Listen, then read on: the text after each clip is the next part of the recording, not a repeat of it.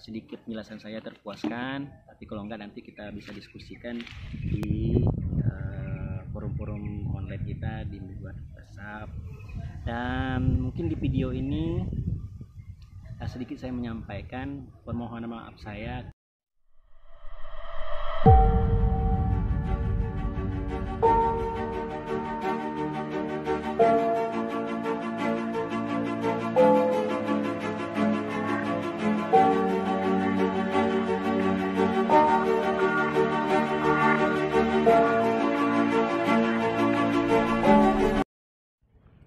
Assalamualaikum warahmatullahi wabarakatuh. Kepada rekan-rekan mahasiswa semua, pada kesempatan ini sedikit saya akan memberikan umpan balik terkait dengan Q&A yang teman-teman tuliskan di asesmen from kemarin.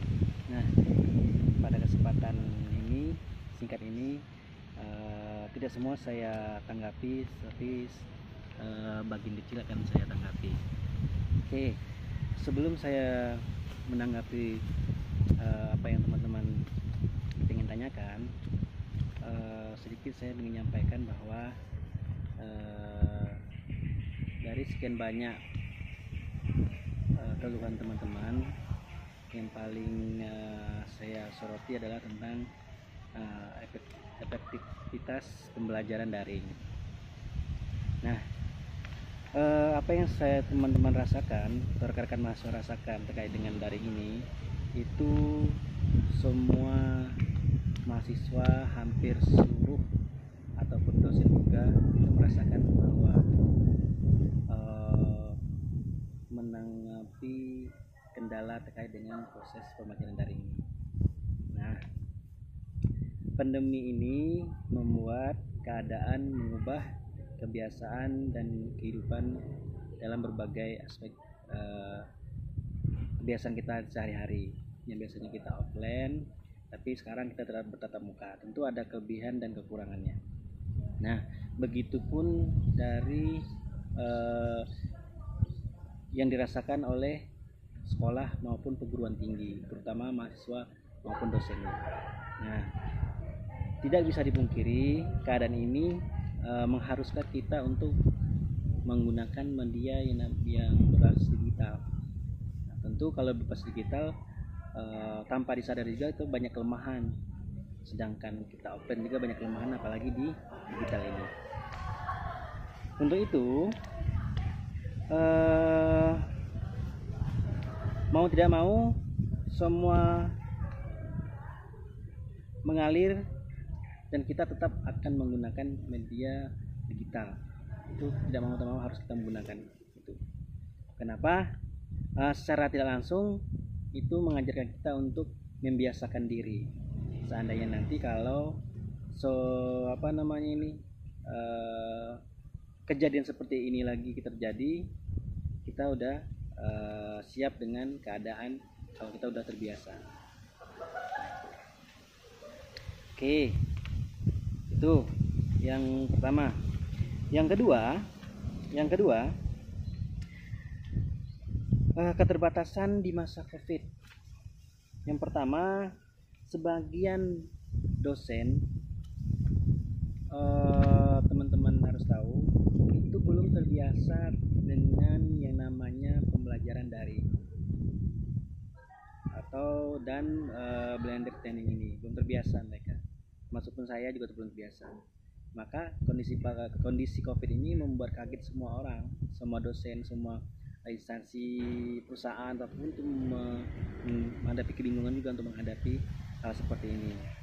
Nah, dan sebagian dosen yang harus teman-teman ketahui juga, sepemahaman saya, dalam melaksanakan pembelajaran daring itu ya pertama ya seadanya.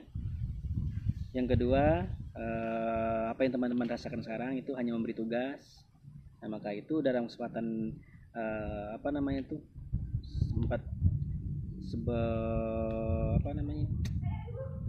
sebelum akhir kuliahnya saya mengevaluasi terkait pembelajaran. Saya merasa bahwa kok ada yang aneh gitu, ada yang kurang rasanya, kalau ada rasa yang kurang puas terkait pembelajaran.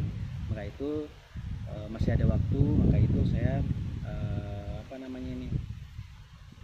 memberikan tanggapan dari teman-teman terkait pembelajaran kita selama ini. Dan alhamdulillah mungkin walaupun tidak semaksimal mungkin berapa minggu kita pertemuan, tapi setidaknya bisa terwakil dikit kepuasan saya dan teman-teman semua. Walaupun itu juga saya rasa itu sangat tidak puas bagi teman-teman, walaupun bagi saya juga. Kemudian jelas ada kekurangan dari tanpa interaksi antara teman-teman dan dosen, dan juga umpan baliknya tidak ada. Maka itu kemarin saya senang sekali ternyata grup WA itu bisa dimaksimalkan untuk kita saling saling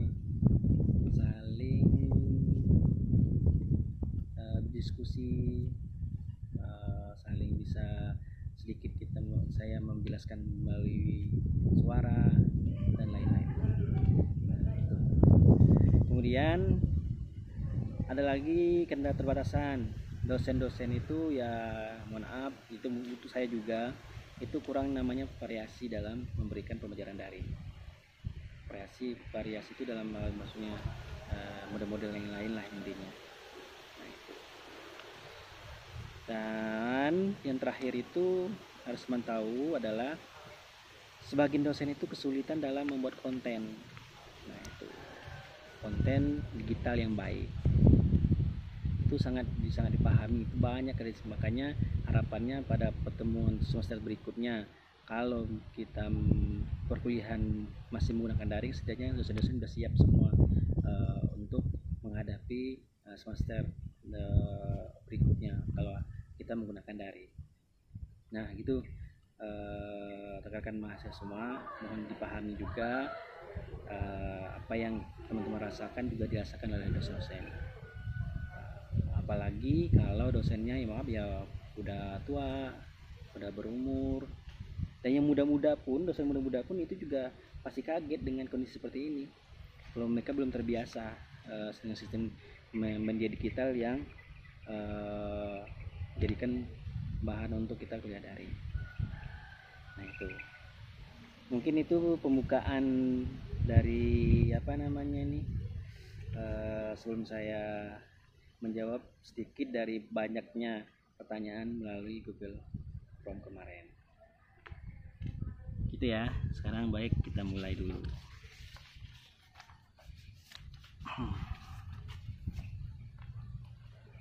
Assalamualaikum warahmatullahi wabarakatuh. Pada kesempatan ini saya sedikit akan memberikan umpan balik terkait dengan Q&A yang teman-teman tulis di asesmen Google Form kemarin. Nah, sedikit saya sampaikan ini, mudah-mudahan bisa memberikan pencerahan lah apa yang saya sampaikan. Ini pada kesempatan ini saya akan memberi umpan balik dari kelas pendidikan matematika B. Kelihatannya pendidikan matematika B ini tidak semuanya ada pertanyaan, teman sedikit ya nggak apa-apa, yang penting kalau sedikit akan tetap saya berikan jawaban sebisa saya gitu ya rekan-rekan mahasiswa semua. Yang pertama itu dari Mbak Mas Kristianto, daring akan berlangsung sampai kapan? Daring ini akan berlangsung kalau prediksi saya itu bulan Januari Mas, tapi itu kalau Jogja ini udah zona hijau karena peraturan baru sekolah atau dunia pendidikan tidak bisa secara offline kalau seandainya zonanya masih zona kuning. Nah, sedangkan Jogja masih zona antara merah, masih ada merah juga kayaknya, ada merah, kuning, hijau belum ada kelihatan. Nah, itu ya. Yang kedua, Mbak Eni Wahyu Putri Siswanto, untuk UAS akan dilakukan via Google Classroom Pak? Belum tahu, nanti saya cek gimana pedomannya, seperti apa kuliah pertemuan kuliah terakhir UAS kita terakhir nanti ya kemungkinan Google Classroom, mungkin ya gunakan media lain lah, tapi yang penting nanti akan saya infokan dan akan saya share ke rekan-rekan mahasiswa semua. Yang ketiga kasusnya Mbak Clarissa Yolandita. Kenapa sistem pemerintahan Indonesia buruk sekali? Begitu juga dengan masyarakatnya. Waduh. Wah, ini harus kita diskusikan panjang nih, Mbak. Tapi yang jelas pemerintahan kita yang nggak terlalu yang jelek banget lah, Mbak. Karena dari perkembangan perjalanan kita, dari sejarah juga, kita ini udah baru tahap pengembangan, baru berapa tahun kita merdeka dari menggunakan sebelumnya kita dijajah, sistemnya menggunakan sistem kolonial, sekarang kita menggunakan sistem kita sendiri walaupun menciptakan sistem luar. Nah, itu jadi tidak bisa dipungkiri bahwa sistem pemerintahan kita ya sekarang menurut saya cukup baik, tidak terlalu jelek. Dan masyarakat juga, tidak semua masyarakat Indonesia itu jelek, ada juga yang baik dan juga yang bisa menerima keberagaman masyarakat Indonesia ini. Oke, dari Mbak Pradika Kornera Martaya, namanya panjang banget ya. Pak, apakah yang kami berikan itu masuk akal? Karena sering merasa kurang benar jika menjalankan tugas dan harus mengeluarkan pendapat. Benar nggak benar pendapat itu kan pendapat pribadi, Mbak, pendapat kita. Nanti rasional tidak rasionalnya itu tergantung dosennya masing-masing menilai. Tapi pada intinya semua orang apa yang dia pikirkan, apa yang dikeluarkan udah masuk akal lah intinya. Ini nanti bagaimana kita meluruskan. Nah, kurang benar nggak benarnya itu nanti ya makanya kita rajin-rajin bertanya mungkin benar atau enggak.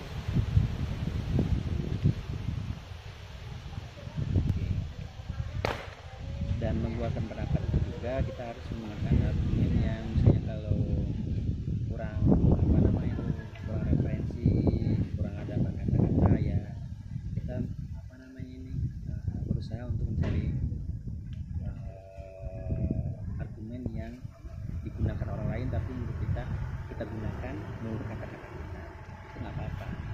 Tapi secara garis besar argumen yang kita keluarkan yaitu pemahaman kita, jadi orang lain juga tidak boleh ibarat mengatakan itu satu benar enggak, ini baru jadi di ilmu sosial itu ya belum kebenarannya belum bisa dibuktikan, Mbak, itu seperti itu. Oke, dari pertanyaan dari Aisyah Nur Fitria, kira-kira bagaimana ya Pak cara mudah untuk membuat artikel maupun esai dengan baik, sedangkan jika di rumah saja saya masih merasa kurang dan berpikir untuk ide tersebut. Terima kasih. Nah, ya sama saya juga sebenarnya, Pak. Tapi kalau bikin artikel itu kita harus mempunyai kosakata sebenarnya. Maka itu saya kemarin tuh memberikan kalian salah satu tugas yaitu esai pribadi. Esai pribadi itu apa? Kalian menceritakan kegiatan kalian, menceritakan sesuatu, ceritakan unik yang sekitar tanpa menggunakan teori dulu. Kalian menceritakan sesuatu yang kalian anggap itu bisa diceritakan, ditulis. Salah sederhana seperti itu. Tapi kalau untuk penulisan artikel dan baik dan benar itu ya semua orang juga punya masalah. Nah itu sulit juga kalau tidak dilatih. Nah, salah satunya apa? Kita sering ikut sebuah seminar, ikut pelatihan, itu aja belum tentu bisa. Itu kelemahan kita karena di Indonesia ini kan kita kekurangan literasi. Literasi kita sangat kurang, jadi dalam menulisnya kita juga sangat kurang, termasuk saya juga. Nah saya juga belum belajar, makanya saya pengen dari yang kecil-kecil dulu. Nah itu salah satunya adalah menceritakan diri, menceritakan lingkungan, itu saya pribadi. Oke, selanjutnya pertanyaan dari Mbak Antri Renayati. Bagaimana cara agar lebih percaya diri dalam berbicara di muka umum? Oh, ini persoalan latihan, Mbak. Kebiasaan. Kalau dia belum berorganisasi, itu kalian biasanya kita belajar ngomong dulu singkat, ajar debat dulu secara kecil-kecilan, terus baru kita berani menampil muka umum. Salah benar nanti belakangan. Ini kita berani dulu. Nah itu. Dan untuk berbicara depan umum saya juga belum terlalu kalau terbiasa. Kadang kalau bicara depan umum itu apa yang pengen saya sampaikan tadi, ide-ide saya tadi pasti nanti kalau lihat audiennya itu hilang, susah gitu. Makanya kebanyakan orang yang belum terbiasa berbicara depan umum dia menggunakan kertas. Ini loh salah satunya Presiden Jokowi itu kan, coba lihat dia bicara depan umum, mana jarang dia menggunakan secara lisan, dia pasti dia banyak menggunakan teks sebagian untuk membantu dia sebenarnya. Itu hanya tergantung kebiasaan sih Mbak sebenarnya. Nah kalau kebiasaan kita sering ngomong, sering debat sama teman-teman, bergaul, debat yang singkat, nah itu nanti pasti terbiasa, udah punya punya berani nih untuk tampil di depan di muka umum. Begitu sih Mbak. Terima kasih ya untuk Mbak-mbak semua, mudah-mudahan sedikit penjelasan saya terpuaskan. Tapi kalau enggak nanti kita bisa diskusikan di forum-forum online kita di WhatsApp. Dan mungkin di video ini sedikit saya menyampaikan permohonan maaf saya. Ini kan kita udah masuk ke kuliah akhir nih. Nanti kalau seandainya kita tidak ada tatap muka ataupun nanti tidak bisa interaksi secara face to face. Nah, kalau ada salah saya dalam memberikan tugas ataupun kalian tidak terpuaskan ataupun hal-hal yang menurut kalian saya kurang baik dalam kuliah, saya mohon maaf. Nah itu pelajaran pertama bagi saya di masa pandemi ini, bahwa saya harus banyak belajar terkait dengan belajar lebih lah untuk beradaptasi dengan teknologi. Itu kalau seandainya ada hal-hal yang kalian tidak menyenangkan selama saya mengampu mata kuliah bersama kalian, saya mohon maaf. Dan kalau ada kesalahan kalian yang menurut saya kurang senang, ya saya udah maafkan. Itu ya teman-teman ya, rekan-rekan mahasiswa semua, mudah-mudahan di semester akhir nanti atau di semester akhir ini kalian bisa menikmati dan enjoy dalam menghadapi kondisi kita yang semakin lah intinya, ketidakjelasan intinya. Mudah-mudahan kita kuat semua. Yang kemudian pesan saya bagi rekan-rekan semua, saya berharap kalian jangan terlalu fokus pada perkuliahan, tapi kita fokus juga pada skill, kemampuan kalian, apa yang bisa kalian lakukan untuk kalian sendiri, hal-hal yang bisa membuat kalian bisa berkembang tanpa harus kuliah, itu diperkuat. Skill kalian juga di-update lagi, perbanyak kalian mencari pengetahuan, wawasan, apalagi di zaman teknologi banyak hal yang kalian bisa buat, yang kalian bisa dapat melalui teknologi, apalagi melalui YouTube dan lain-lain. Nah itu ya, semoga di akhir kuliah nanti kalian mendapat keberkahan dari apa yang saya sampaikan, walaupun itu tidak saya jelaskan, dan bagi saya mendapat pahala apa yang saya sampaikan, yang saya share. Terima kasih. Lebih dan kurang saya mohon maaf. Wassalamualaikum warahmatullahi wabarakatuh. Bye bye.